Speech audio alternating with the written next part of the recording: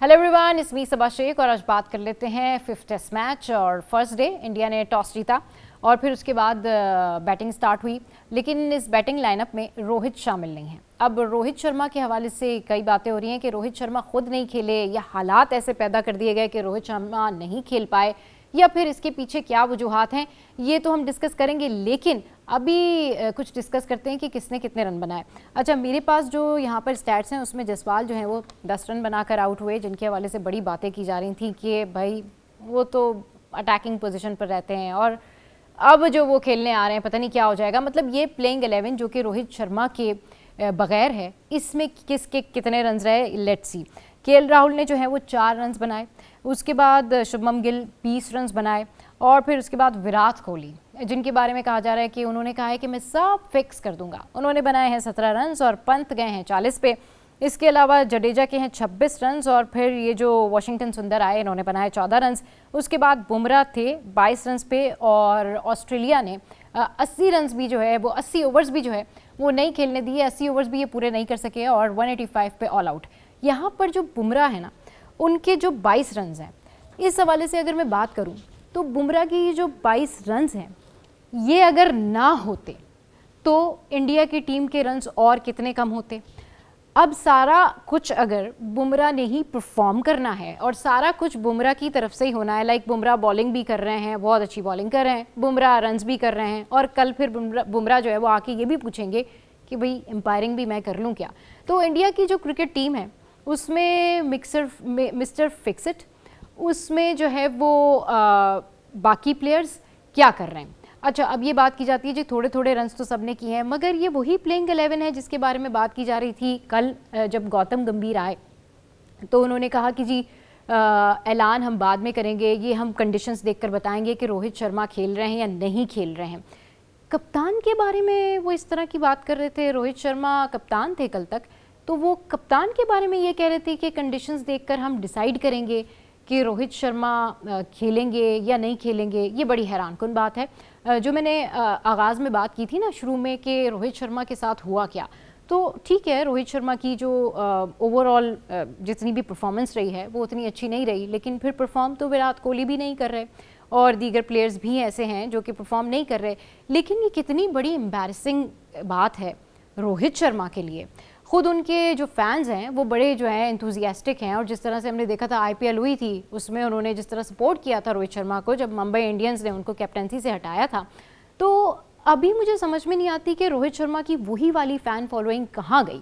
या फिर रोहित शर्मा के फैंस को भी ये बात समझ में आ गई है कि रोहित शर्मा जो है वाकई परफॉर्म नहीं कर रहे तो थोड़ा चुप हो जाना चाहिए। लेकिन ये बड़ी हैरानकुन बात है और क्रिकेट वर्ल्ड में बड़ी हैरानकुन बात है कि रोहित शर्मा को इस तरह से एम्बैरस करके साइडलाइन कर दिया गया, रेस्ट दिया गया या जो भी कहा गया। लेकिन गौतम गंभीर की जो प्रेस कॉन्फ्रेंस थी ये ना समझ में आने वाली प्रेस कॉन्फ्रेंस थी। खैर, cutting this story short, move on कि अभी जो मैच हुआ इनका उसमें ये क्या किया भाई,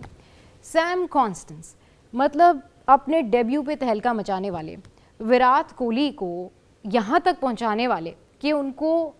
ऑस्ट्रेलियन मीडिया ने जोकर तक कह दिया। विराट कोहली की जितनी भी कहते थे ना कि एक वर्थ है, like Virat Kohli is a king Kohli, और विराट कोहली के बारे में ऑस्ट्रेलियन प्लेयर्स इतनी बात करते थे कि जी अगर वो क्रीज पे खड़े हैं तो फिर इंडिया को फिक्र करने की ज़रूरत नहीं है, मैच फिनिशर हैं। लेकिन वही ऑस्ट्रेलियन मीडिया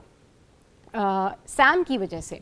उनको जोकर कह रहा था, उनके मीम्स बन रहे थे। Right now what happened today's match, आज के मैच में क्या किया कॉन्स्टेंस ने, बुमराह के साथ में फिर से उलझ गए। लाइक लास्ट ओवर जब बचा तो कॉन्स्टेंस ने क्योंकि उस्मान ख्वाजा को बॉल करा रहे थे, उस्मान ख्वाजा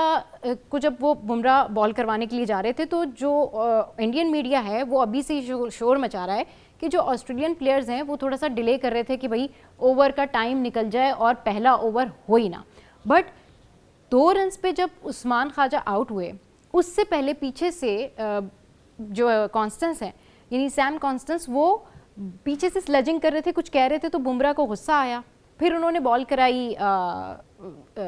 उस्मान ख्वाजा को। देन अगेन उसके बाद उन्होंने वहाँ पर जाकर सेलिब्रेट किया सैम कॉन्स्टेंस के सामने और पीछे से कोहली, विराट कोहली भी चलते हुए आए। ठीक है, उनके बारे में तो ये कहा जा रहा है कि he is just 19 years old और वो न्यू हैं, फ्रेश हैं और उनके अंदर एग्रेशन है, लेकिन इंडियन मीडिया और इंडिया के जो जर्नलिस्ट हैं उन्होंने ये बातें करना शुरू कर दी हैं कि उनकी इतनी हिम्मत हो गई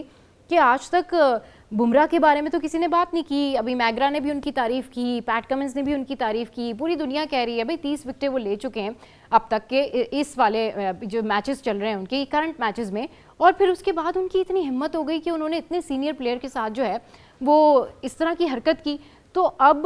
जो सैम कॉन्स्टेंस है उनका क्या रिएक्शन होगा, क्योंकि पिछली कॉन्फ्रेंस जो उन्होंने प्रेस कॉन्फ्रेंस की थी उसमें तो उन्होंने ये वाजे कर दिया था कि दैट्स जस्ट क्रिकेट। बट आज क्या हुआ इस हवाले से ज़रूर आप बताइएगा कि आप क्या सोचते हैं कि कौन सही है कौन गलत है। लेकिन यहाँ पर ये बात मेंशन करना बड़ी ज़रूरी है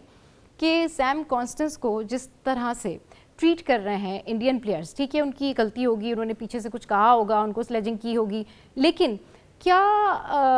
बुमराह का ये एक्शन ठीक था कि जब उन्होंने विकेट हासिल की उस्मान ख्वाजा की, उसके बाद उन्होंने उनके सामने जाके सेलिब्रेशन किया, उसके बाद विराट कोहली भी चलते हुए आए। यानी आप एक 19 साल के प्लेयर से जो कि अभी फ्रेश हैं और आते ही उन्होंने धूम मचा दी है और पूरी दुनिया जान गई है कि वो कौन है, आप उनसे उलझ रहे हैं। सो कहीं ना कहीं शायद ये आपकी वर्थ को भी कम कर रहा है, कहीं ना कहीं ये शायद बता रहा है कि आप कितने डेस्परेट हैं, क्योंकि जब से आप वहाँ पर गए हैं